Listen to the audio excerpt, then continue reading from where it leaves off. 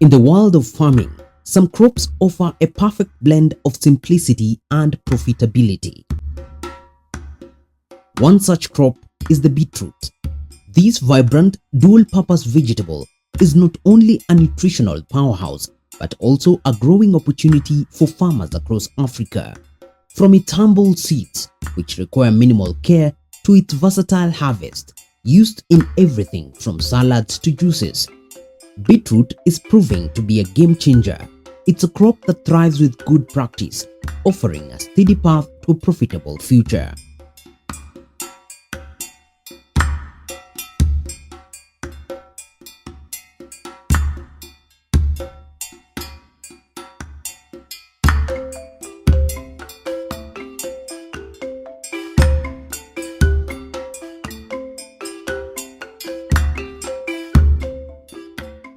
Join us as we explore how beetroot is becoming a new cash crop for small-scale farmers in Kenya, nourishing both the soil and the economy.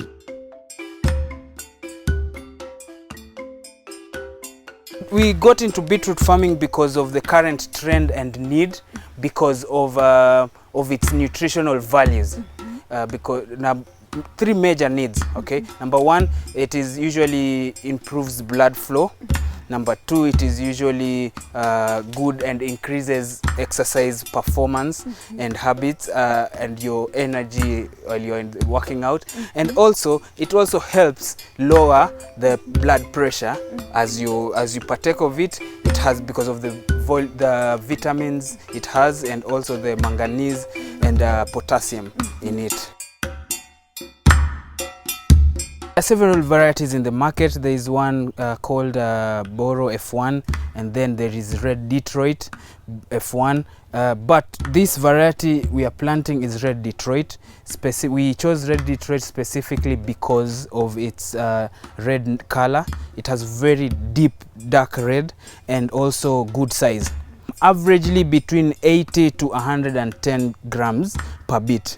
So because it is important also to look at those features so that you do not do things that are do not come up when you're putting up economy of numbers. Other people use it as vegetables, but we prefer to use it as green manure.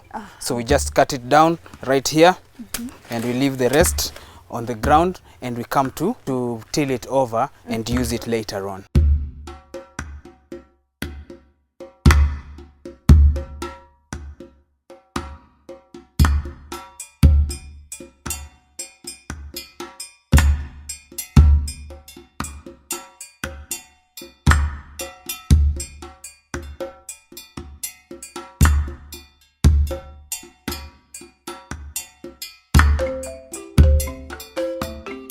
Beetroot essentially is transplanted or grown outside. For us, we chose it to do it in the greenhouse because of its nature and its monetary value. And since it is done in the greenhouse, the yield multiplies. So we are more interested in feeding the nation with good food and quality. However, at the same time, it has to bring good income. First of all, it is important to have good soil texture. So the soil needs to be plowed at least two times, so that you can have very fine soil, because beetroot has to be transplanted from seed and not seedling.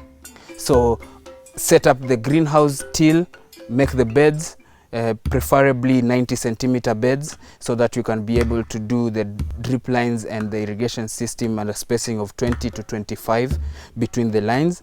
Now then you can be able to transplant. The preferable soil is usually loose soil mostly. However, in our case, we have black cotton soil, and since it is black cotton soil, we have to till over and over for us to attain the texture that is desirable, since beetroot bulges from the root. So that we need, just like an onion, when bulbing starts, we have to loosen the soil around. So that's why loose soil is usually preferred.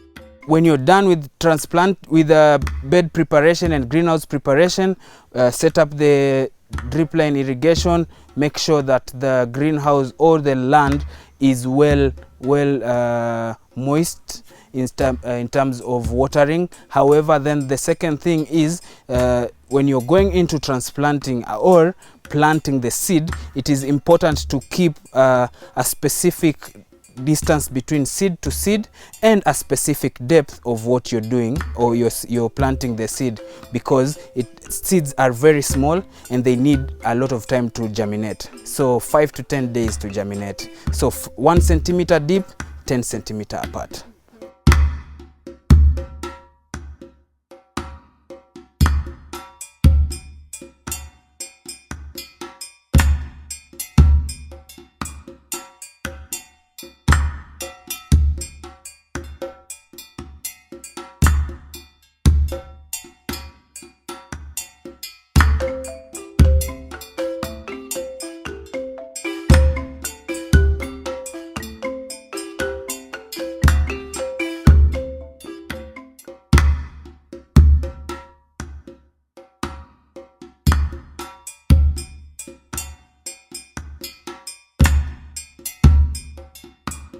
Just like any other vegetative crop, make sure you handle the fungal diseases. Especially beetroot grows a lot of foliar and covers the ground, so moisture is captured. So it is important to make sure that you watch over the fungal infections that come up from over irrigation or over watering. We make sure we irrigate 2 or 3 times a day with a specific amount of water, so that we do not do over irrigation, so that we can also manage the humidity level in the greenhouse. And we usually make sure that we keep our greenhouse ventilated so that air can move around. With just river water or lake water, you can be able to farm beetroot. Depending on the soil and the feeding plan, you'd find a beetroot can have up to 14 or 16 leaves. So you have to make sure that it is in a desirable state, very few leaves, so that you can be able to manage. Because if you don't watch out for that, you have too much foliar and then you cover your ground, it becomes a hindrance to your practice and to your management of the crop. You watch out for the spacing when you're doing the planting. Watch out for the depth of seed you're placing into the ground. Then as it gets to a vegetative state, watch out for powdery mildew coming up from over irrigation and over watering. And for pests, watch out for aphids. Then after that, you're able to have a crop that is healthy and growing up. And as you get to the maturity stage, you watch out for the bulbs that you're putting up, because we have learned that the market does not consume a lot big. So we have to make sure that you have average sized beetroots. Yeah.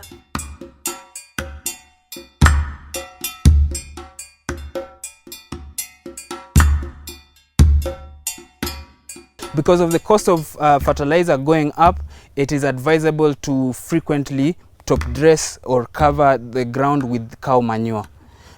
Or even goat manure, because in comparison, people say goat manure is more nutritious than cow manure. However, a mix of them both is usually very good, so that you can be able to use on the plant. Prices currently range between 80 bob a kilo to 130 bob a kilo. This is depending on the type of client you are serving, because the high-end can be able to afford to pay 130 bob, while the other local mwananchi market, they pay 80 bob, 90 bob per kilo. Other people can consume it raw, can be used in salads, it can be used in juices, because a lot of athletes consume their proteins through juices, and it can also be cooked, but preferably raw or juiced. Our current market is local because of the increased demand and the increase because of now the trend towards healthy living, towards working out, and people going to the gyms. Now the demand for beetroot has also increased. That's what also was the reason why we decided to try doing beetroot and also find out how it behaves in the market. It is low in management cost, and since we do not have it is transplanted from seed, that hence explains the management cost, and also the cost of running the crop and growth of the crop is not as demanding compared to the other crops. The return of investment is good because it is planted from seed. All right, and our current number population is around 2,000 to 2,200 beetroots in the greenhouse because of the spacing we talked about earlier on. So the average estimated harvest yield is around 2 tons. So you can do the maths. 2 tons, depending on the market you're serving, gives you quite a good number to be able to work with.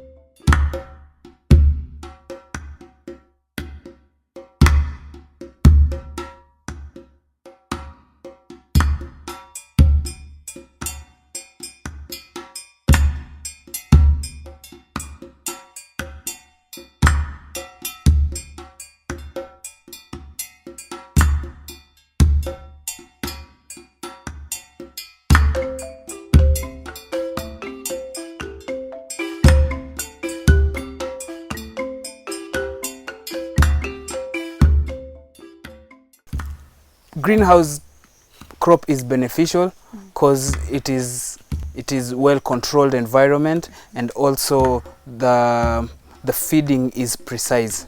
You can handle the control of pests, you can handle the control of fungal infections, you can also control the feeding of the crop. For someone doing outside is to make sure the control of pests is keenly watched.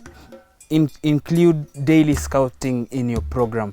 Every day, either morning or evening, preferably early in the morning, scout for caterpillars, scout for aphids, scout for thrips, so that you can be able to handle them and deal with them, yes, in good time. Because most of the time, outdoor crop is prone to pests a lot than to the greenhouse crop.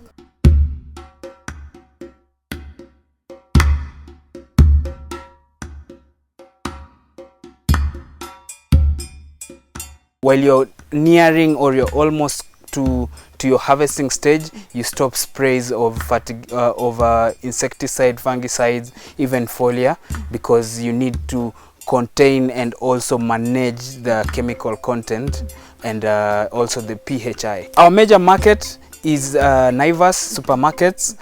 We have several branches we deliver to, corner shop, zucchini, and even outdoor markets in Githurai, City Park, several of them.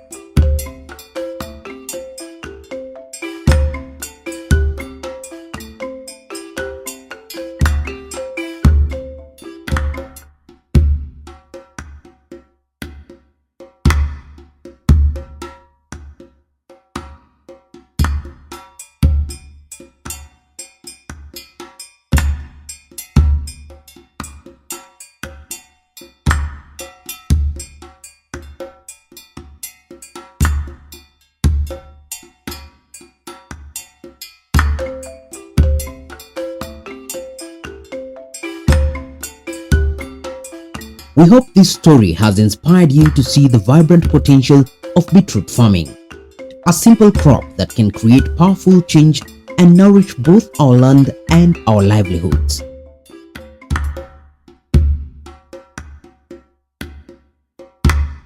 If you found this story inspiring, like this video and share it with others. To discover more stories of innovation nourishing the continent, be sure to subscribe to the African Farming Journal.